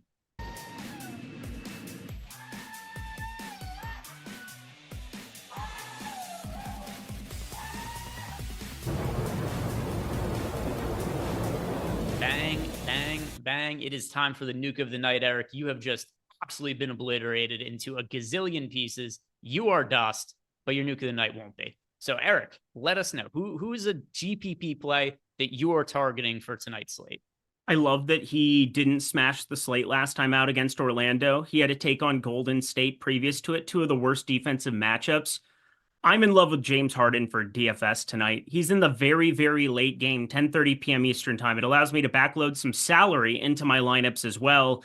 And so he was one of the main guys I wanted to give a boost to. I'm not saying necessarily that we know what's going to happen with Jokic, but you want to get to some Jamal Murray in your life where we finally saw that ceiling and we're seeing high 30s minutes. Well, I can transfer some of that over from Harden, but by boosting Harden and getting to some of him, he's getting a Sacramento matchup that's up in pace. And with Norman Powell out, we definitely seen an opportunity for him to go out and smash. Now, the assist rate, you got to have Amir Coffey knocking down some shots. You have to have some of these ancillary pieces knocking down shots. But he just got done with like the two worst defensive matchups you can ask for besides OKC in the entire NBA. And now his price goes from 9,600 back to 9,300. I think he is an awesome GPP play. I have him in north of 30% of my lineups right now. James Harden, nuke of the night. Here's somebody who, this is one of your guys too. You're going to like this one, Eric. I'll guarantee it right now. So I'll just say his name, Trey Murphy. And then I'll talk about him a little bit here too. So do you remember the price point on Trey Murphy towards the tail end of last year? Of course I do. It was like mid sevens. And you know what? We were paying full freight for it.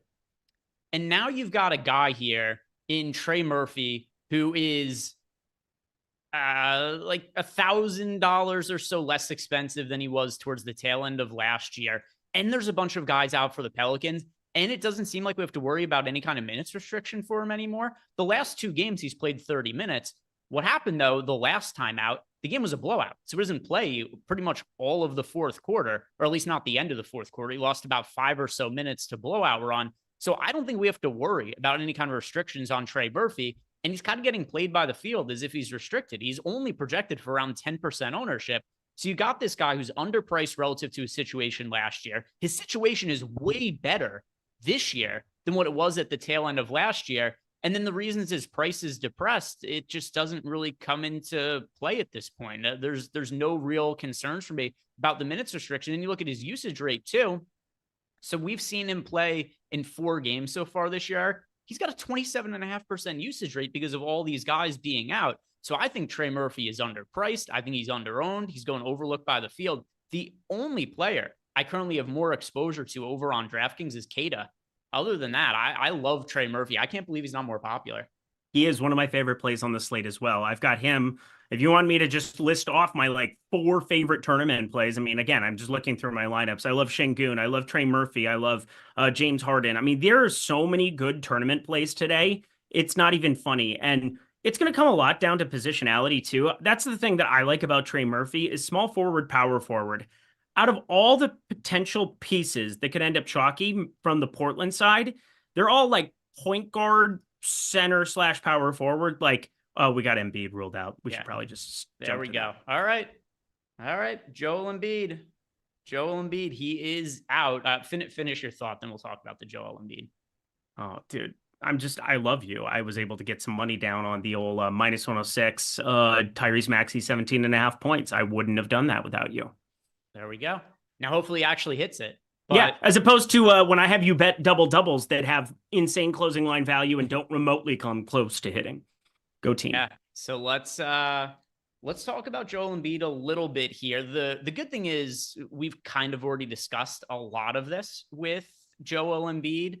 We talked at least about my stance on Tyrese Maxey. I think that he is somebody who's going to end up playing not full minutes, but I think more minutes than what most people expect. I want to see what our projection is on him. I might manually boost our projection on Tyrese Maxey, just maybe give him a couple of extra minutes on the projections page, just because I want to make sure that he shows up in lineups for me. But when we get that update, I'll be relaying it to you guys. Jordan will throw it on screen, and then we'll dissect it a little bit. Andre Drummond, I assume, back to starting at center. That is a piece that we have not yet discussed here, Eric. What do you want to do with the front court here? Because Andre Drummond has been massively disappointing in previous games where he started in place of Embiid. Yeah, I mean, he's just been terrible. We didn't get official word that Andre Drummond's starting. I'm assuming he does. I think you do too as well. I mean, we're going to get to him. We're going to get to Yabusele. We're going to get to Jared McCain. We're going to get to Tyrese Maxey. Those are going to be your main four. Kelly Oubre, yeah, tsunami poppy season as well. But my main thing with Andre Drummond is that you're going to know whether or not when you like how much you played, how your night is going immediately, because at 5K, he has legitimately 20 rebound upside on the other side of this one. He also could play legitimately 12 minutes because he has been so atrocious, and they've shown that they can go to Yabusele. They'll go that direction. They can go small ball. I mean, you get Ben Simmons out there playing backup 5, and pretty much everything's on the table. By the way, I can't wait for him to check into this basketball game, assuming he doesn't start. That's going to be real fun. But we'll be covering that one on playback for sure. I think the main thing to just say is that everything is now on the table because none of these prices have been adjusted yet. We had them rise when Embiid was out. Now he's been back here for a couple of games. Jared McCain's risen because his minutes have too. His production has as well. Even though it's Brooklyn on the other side, not exactly the most pace-up spot, you got to like him. You got to like him at 6,500. No Paul George, no Joel Embiid, no problem getting to anything on the Philly side. Here's a fun thought experiment. Okay. How many minutes does McCain play today? Because his played 40 playing last time time has been insane. I would say purely because, I mean, Eric Gordon was so bad to start off the season. He was shooting like 29% from 3. And I'm assuming we're going to get like 12 minutes of him. It's hard to project him for fewer than 36. I mean, it's really hard to project him for less than 36. He played 41 minutes last game. I know he did. That's what I'm saying. He played 41. I think he plays over 40. Okay. I'm going to put him in at 38, and I bet he just shows up as one of my most popular players anyway. Yeah, so here's the playing time for him over the course of the last 4 games. And it's really hard to project guys for minutes like this, but I think it's just what it should be. He plays 41 minutes last game. The game before he plays 37, but it was also a blowout. So he plays 37 and missed out on, I think it was 5 or 6 minutes of playing time because of the blowout at the end of the game. Game before that, he plays 31.5 against Orlando, but he fouled out. So kind of capped out on what he could have done for playing time there. And in the game before that, he plays 38 against the Cleveland Cavaliers. I feel like I have to expect him to play 38 at a minimum. Yeah, so that's what I said. I'm going to put him in at 38, and then I'm going to kind of adjust from there what needs to happen. We'll see where ownership lands too, because for all intents and purposes, he is still scoring dependent. And whenever you get scoring dependent chalk, I get a little bit nervous. But I mean, there's just so many minutes and so much usage up for grabs. You do get Maxey back, and again, we haven't had a ton of McCain and Maxey minutes this season. I think Maxey's still going to win out in the usage. Why wouldn't you? But Does something change in the assist rate? He's shown he has double-digit assist. I can't remember which game, though. I think it was Cleveland. Jared McCain has shown double-digit upside in the assist department, but he averages like 2.5 or 3 or something when I looked at it this morning.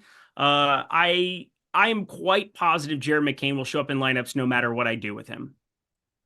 He hasn't projected all that well for us. We just got a projections update. He is in for 36.5 minutes. And that has him for 33.5 fantasy points at $6,500 on DraftKings.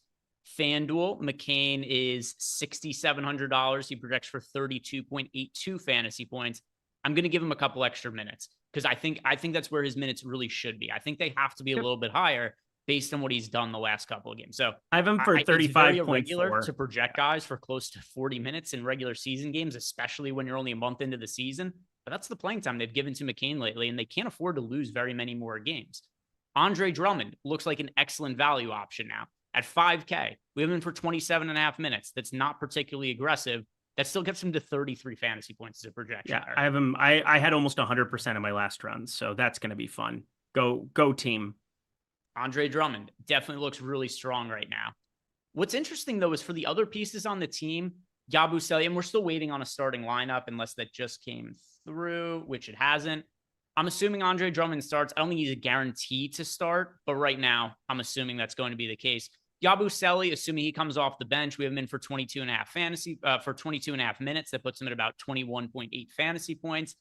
It puts him in play for sure, makes him a good value option, but not somebody who like you absolutely have to jam. If he starts, totally different situation. If he starts, then I think Yabusele, outrageously good value play at $3,600. Anything else that stands out to you on the Philadelphia 76ers? It stands out to me. I think we're going to get big minutes for Caleb Martin. No Paul George. There are ways that this game goes small with Ben Simmons at the 5 for a lot of it. Brooklyn has the opportunity that, with Claxton there, I think Claxton 5,800 on DK probably gets interesting to some extent. You're getting a much worse defender in Drummond out there. Just kind of like thinking of what else stands out to me. I just got all my minutes done, rerunning one more time here. I did the same thing as you, where once we had that in, I bumped it up. I think Yabusele is really good. 3,600. It's hard for me to not think. There are lots of ways where that just ends up being like 22 minutes for Drummond, 26 for Yabusele. He played 31 against Cleveland, and that's a front court you would definitely think Drummond would be equipped for, but no, they opted for Yabusele there. Played 24 against Orlando, basically split it there. How many did... I'm just going through popcorn machine here. How many did Drummond play in that spot? He played Orlando. He played all of 4 minutes in that game. Again, this Drummond thing has me so freaking nervous. We now are getting Portland news, so I'll shut up. Well, we got Scoot Henderson. Let's see if there's other players who are going to get ruled out here. Let's see. This is incredible that it's all coming out before lock, at least. See what happens. Just one piece of news on an island from Portland. We're really going to do it like that. Oh, we got Yabusele starting 100%. Starting lineup. Yeah, it's Yabusele. Okay, so Yabusele, great play. All in. Andre Drummond, I think, is still maybe a contrarian option, but not somebody I'm going to be prioritizing. Yabusele is the best value play on the slate now, no? There will be no better value than Yabusele. I mean, we could get all 3 of those Portland pieces out, and you're not going to get something going up against Houston that's going to look better than Yabusele does against Brooklyn. Barring something really insane happening, Yabusele, the guy's a fantasy point per minute player who is 3,600 with power forward eligibility on today's slate. I'm going to have 100%. I just know it. Yeah, this is the hero of the Olympics. Got his way back into the NBA. He's awesome. Olympic play. He's awesome, though. And he's been good. I love him. And he's been good. Simmons starting! Who's starting? Oh, Simmons is starting for Brooklyn. I was going to say, they do not want him to check into that game as a standalone piece, because could you imagine the reign of terror that would come down upon him? He's going to, is this better or worse? They're going to have to introduce him as a starter now. But he gets that out of the way, and every time he touches the ball, he's going to get booed. But could you imagine if they say, checking in for Nicholas Claxton, Ben Simmons on the side of the desk, and he comes in by himself? It would be the greatest moment of all time, but like also not for him. He is going to be getting booed tonight. He is going to be getting booed. Let's answer some of your guys' questions here. I saw a bunch of super chats. Ben Shepard out. And it's not going to matter all that much. Yeah, I thought a we little were going to bit. get Cheers, more Walker in. Portland news. But all right, just Scoot Henderson out for now. So Scoot is out, and all right. Oh, maybe we are getting more because now Ayton was just ruled out officially. I'll give it a second. Jeremy Grant, now, please. So Jeremy Grant and Anthony Simons also really massive. The Scoot Henderson news matters less if Simons is in. Are people going to play Quentin Jackson today? Assuming he starts again, because he should start again. Potentially. It's 4K, played 27 minutes. I mean, he shot the ball nuclear well, but he was fun. All right, let's answer you guys' questions. This Portland news, I'm not just going to stare at Twitter and wait for something to happen. James Magruder says, "Come on, am do I able something to create a lineup on DraftKings after lock if I have nothing saved for my reserved lineups 4 games later on mobile? Why even just enter? I think the answer is no, but I don't know for sure. I think the answer is no. I think the answer is no, too. Yeah, I think you have to have players put into it. But also, you're playing with fire there. You're playing with fire. Man, make fire. Yeah. Love. Sean says, hey, gents, could you review some of your favorite value plays on DK? Thank you. All right. Yeah. So Yabusele now easy top value play. Layup.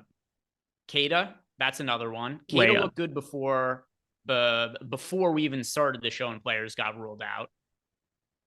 I mean, the thing now, too, is that you don't have Drummond starting, so it's not going to strip away. Like, there would have been a desire to play Drummond. Again, it made sense. They went away from Drummond, and, you know, it's like one of those things you don't know after a couple of games with Embiid back. Do they go back to it? They went to Yabusele. But, yeah, Keita is definitely there. I'm going to we got Scoot Henderson out, so I'm going to get to Delano Banton. Am I going to call him like a priority at 5,100? Probably not. So there's that. But he's definitely kind of an interesting one. We'll see where that ownership lands as we update everything here, because there's a shitload of stuff to update. What do you think about Amir Coffey? Because, I mean, he is such a bad fantasy performer, but now if he's going to be starting, if he's going to have usage, it is Sacramento on the other side. I mean, are we playing a cheap Amir Coffey for value? I mean, the question is our favorite value plays on the slate. He's not one of my favorite value plays. Correct. Yeah, that's the right way of saying it. And I will say I don't really like Ayo Dosunmu right now at his current ownership. I never did. I shorted him in the market. He's got like a 19.5 PRA in a nuclear game. They're still going to give Josh Giddey the opportunity to play himself into, you know, a certain amount of minutes. He's been so bad this year that it's hard to justify, and they've brought in Ayo defensively, but I don't like him at 5K at this ownership. So right now, favorite value plays, Keita, Yabusele. That's certainly going to be the Rob top Williams 2 for me. The other ones, like, I wish we had the Portland news right now so I could answer a little bit better, because Banton, because Banton's 5,100, so I wouldn't consider him a top value play. Yeah, I'll leave it with those 2. For now, Keita and Yabusele, and then we'll see what else ends up breaking, particularly with the Portland Trailblazers situation, which if we don't get more of the news now, we'll definitely get it while Eric and I are on playback after this ends. Price Productions wants to know, are there any upside players in low ownership spots you particularly like tonight? Tyrese Halliburton, De'Aaron Fox, those are a couple people that he asked us about. Jokic. He seems good. Yeah. I mean, Jokic is projected for nothing. Let's see. Legitimately nothing. Yeah, it's probably come down because of the news and the value opening up at center. I'm refreshing. Yep. All right. Yeah, we got a fresh ownership update. Yeah, we've got Jokic for 7% ownership on a slate with a bunch of value. He's Nikola Jokic. We don't know his status, but if he does end up playing, I mean, he's just been out because his kid was born. It's not like he was dealing with some injury or anything like that. So I assume he's full good to go from a minutes perspective. 7% Jokic with a lot of value. Yes, please. Yep. I generally like that idea. You get a built-in $3,600 piece that is in 100% of my lineup. So that seems good. Let's see what else we have for any other pay up options you like that are low owned. I mean, Andre Drummond isn't low owned. I think we're assuming he still gets minutes, and we still like him at 5K. It's not as much as him starting. Uh, but yeah, that's it for now. Bob Williams. I mean, I'm still going to get to him no matter what in some lineups, but it would especially be nice to have Jeremy Grant the heck up out of there. So we'll just kind of move along. All right. Next question is from Jeff Olson. Jeff wants to know, hey guys, I'm trying to get to the next level in DFS, trying to power up. And he says he's curious what sites we found most useful for advanced stats and so forth. Thanks, guys. All right. So for me, most useful is Need More Funds, just to look for on-off court data. There's a lot of stuff people look into that I don't really find to be all that helpful for me personally for my DFS process. But of the stats that I do think are useful, the situations where, like today, Joel Embiid's out, and I think it's useful to look at some scenarios. Hey, with Joel Embiid out, what was Tyrese Maxey's usage, for instance, last year? So I would say, yeah, Need More Funds, previously called NBA Wowie. That's the site that I overall find to be most helpful. But I mean, I don't know. Is there any other advanced stats you really look at that you find are helpful for you for DFS? I definitely think on off court stats most important. Yep, same here. I go to NBA.com. I do the potential assists. I always think that that's good, where you can kind of find guys who maybe were setting things up and didn't have it show up in the assist percentage. But yeah, on and off court is going to do a lot of the work for you. I mean, I basically just live on add more funds. I love dunks and threes, but yeah, there's no doubt about it. On and off court rules all. And the next question that we have here is from Jason Oder. Jason Oder wants to know, how do we feel about locking Jokic in 20 max and then late swap later if need be? So I like Jokic as a contrarian play, but no, don't lock him in. Also, for Jokic, you're also locking in a guy who could potentially not play. And if you don't have another piece to swap off of it, or you're potentially leaving $12,200 on the table and moving down to what in the late window? Domantas Sabonis for 2,400 less. He's the next guy there at center. If you go that route, he's the next guy in any capacity that you would go down to. Milwaukee locks at 8 p.m. Eastern time. So there's no swap off of him. So I don't know what to make of it. Nikola Jokic owns Denver. Everybody loves him. He is the chosen one. Nobody's going to step on toes there to give us the news. So you're just kind of building him into your lineups ahead of time.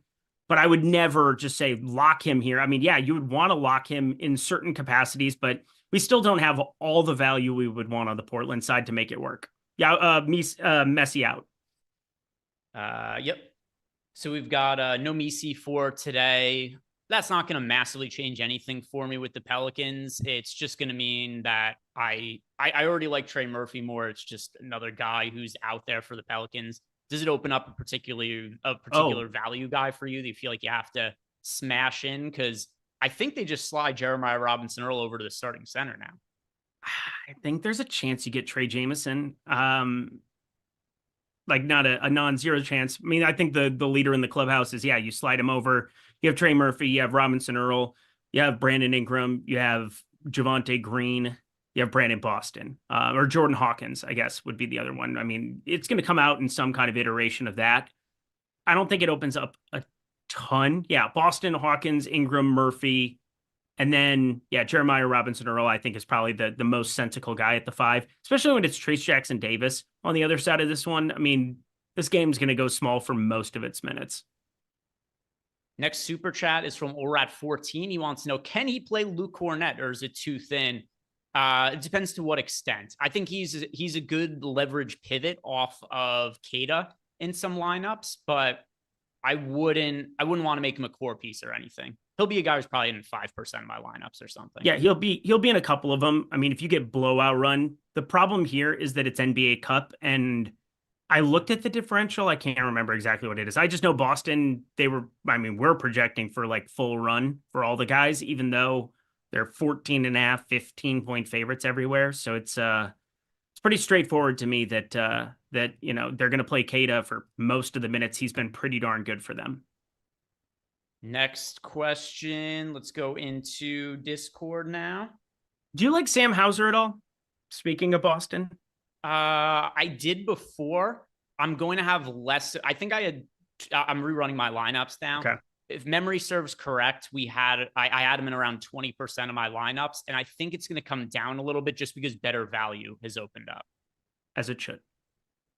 Next question. We have one here from Mike T. Wants to know, is Claxton a lock on FanDuel in 150 max? No, he'd definitely been my most rostered center, but not a lock. Yeah, there's a lot of ways where you play 100%, but yeah, I ran lineups before the show. It looks very, very different now. I should actually take a look. Is Yabusele, is he the same positionality? He's power forward only. And Yabusele is power forward eligibility. Yeah, well. and here's the thing. I would want to have a couple of shares of 5,700 Drummond. Like, I would make sure that I had a little bit of Drummond, but yeah, Claxton would still be my most rostered center by far. Next question is from the Black Mamba. What are we doing with the Dallas guards? They're kind of already, like, particularly Kyrie. My first thought when Luka got rolled out is like, oh, I'm going to play so much of Kyrie tomorrow. And then look at the pricing. He's nearly 10K on DraftKings. And he just doesn't show up in that many lineups. He's priced as if Luka's out.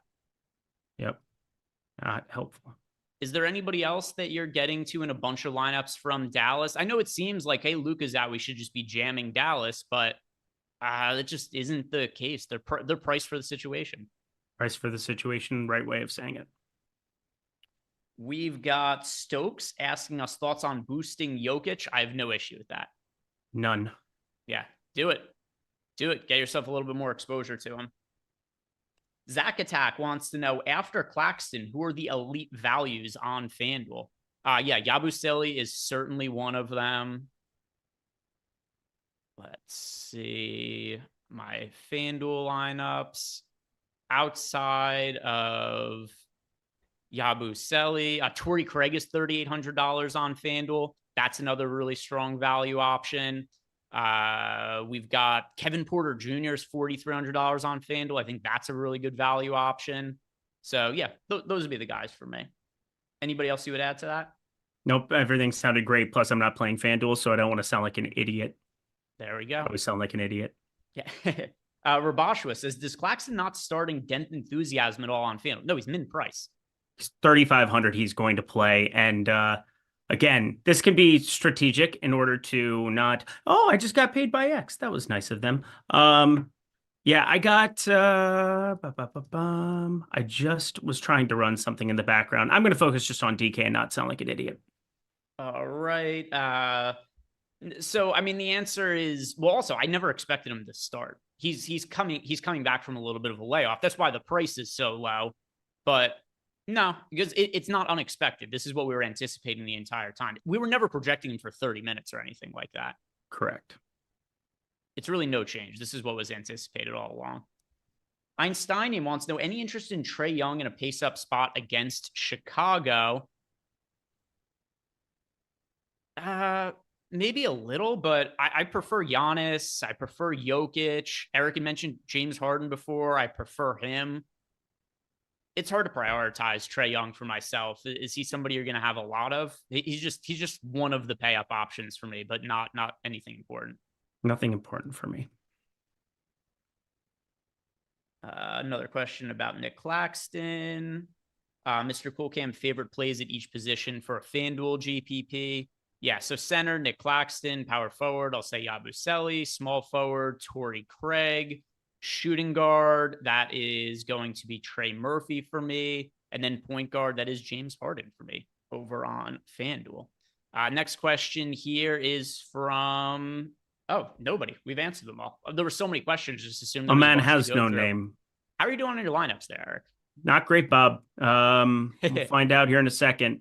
I was trying to do some of the different adjustments here that I want to do for Portland. That is obviously very important to build in some of the guys that we think are going to be major beneficiaries here. We obviously are going to have stuff updated as the night goes on, as we get more news. But Jeremy Grant and Anthony Simons, that's gigantic. I'm not going to be foregoing what I like here from Philly, though, in any way, shape, or form. Yeah, that's a key discussion point here. At this point, I'm hoping the guys from, and I almost never think this way, I want the guys from Portland to play at this point because Me too. I really want to get exposure to the early games. I'm not taking Yabusele out of my lineups. I'm not going to forego anything like that.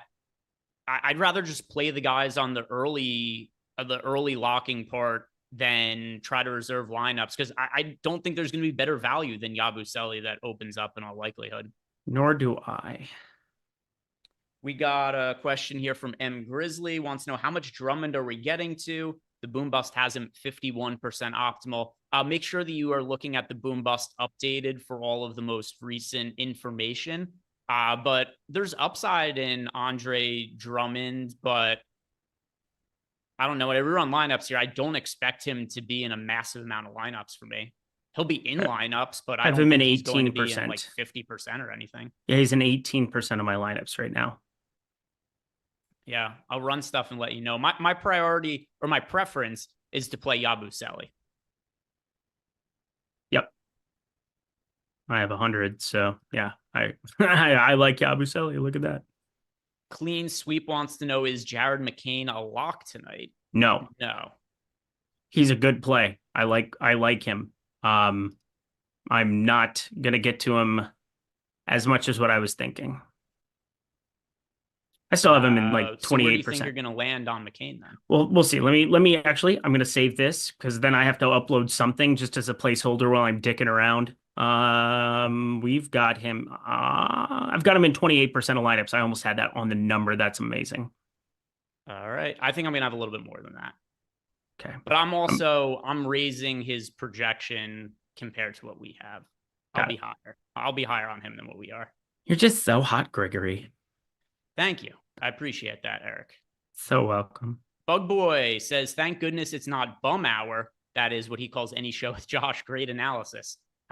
There we go. Well, unfortunately, Bug Boy, I appreciate the compliment. I don't think that Josh is going to value that particular opinion very highly. So I'll make sure it gets to him, though. I will absolutely make sure that gets to him. It's important. It is important. I will personally hand deliver that message. And then Stokes wants to know if we are boosting anyone for the Portland news. No, I'm just running my stuff, and what I get to is what I get to here. I want to play. I don't want to lower my exposure to guys like Yabusele or McCain for the Portland situation. Hi. Was there anybody that you boosted for that? Shaden Sharp a little bit. Okay, yeah, that's reasonable. Yeah, I can turn him into more Banton if I want to. I'm going to have some of that swappability that exists there in that window. I gave a little bit of a boost to Delano Banton, but the main thing is it's just like having that salary available to me because I'm going to have lineup spots available to me still. All right. I've got my final sim running for the slate, and I'll see what ends up popping up here. Eric, just curious, as you're doing your final iterations of your lineups, is there anything that you are trying to prioritize or anything that is showing up maybe differently than what you would have expected when you're kicking off the final version of your lineups? I really had to force Maxi, and I had to do that just from the projections. So that was something you and I both did with the specific guards. Peyton Pritchard is really interesting, I think, for tournaments. I normally say that about him the same way that I talk about TJ McConnell, who I also find to be somewhat interesting for tournaments. There's no reason that Quentin Jackson's just going to go out and go 8 for 10 from the field and do whatever he did last time. And there's iterations where they have him out on the floor with Tyrese Halliburton, and you want to get to my guy, TJ McConnell, your exotic play of the night, if you will. Is he? No, probably Donovan Clingan at this point would be for me, but I am finishing this up here. The other guy that I don't know if the field actually does this at 12, like 14%, but like, I saw that, Jordan. That wasn't very nice. Josh Giddey. Do you have any Josh Giddey in your life as we're finishing things out? Because he is because he is like the feast or famine type dude on this slate. And I'm either going to really, really regret doing what I'm doing here with him and legitimately getting north of 20%, or I'm really, really going to hate it. I don't like the Ayo Dosunmu piece because I feel as though you still, and it's Patrick Williams being out that obviously benefits him there as well, but I think that you're going to get Josh Giddey get that first opportunity to go out and do his thing. I think Bogdan Bogdanovic is actually a better tournament player. We're going to eventually see the switch flip. He's 4,700 in an awesome game environment. Like, if I were to go to anything there, DeAndre Hunter's been awesome in the early going too, but Bogdanovic we've seen get that usage once upon a time in the land far away. I think at some point in time we're going to see him matter again. Final version of lineups. Are you done with yours? I'm curious to see No. the most of at each position we could compare. Okay, yeah. Give me one more second, and I'll be able to do it with you right now. There we go. Right, so I will start then, and that should give you the second there to be able to get everything in. Go ahead. But for me, it is Jared McCain at point guard, who I do think we're going to get it. I do think we're going to get 40 plus minutes out of Jared McCain tonight. Yeah, I like him a lot more than I like Tyrese Maxey for what it's worth. How much did I end up with? I ended up with a lot. Yeah, Jared McCain for me at point guard. Shooting guard, that is also Jared McCain for me. So I'll switch. Point guard for me actually ended up being Fred VanVleet, but I'm pretty spread out at the guard positions other than McCain. I have a ton of McCain. I don't have anybody else in more than 25% of lineups right now at the guard spots. Oh, okay. I like that. That's good. McCain, yeah, at shooting guard. That's what's up. Small forward, that is my nuke of the night, Trey Murphy. Trey Murphy. Power forward, that is Yabusele for me. Yabusele, 100%. And then at center for me, that is Keita. Keita. All right.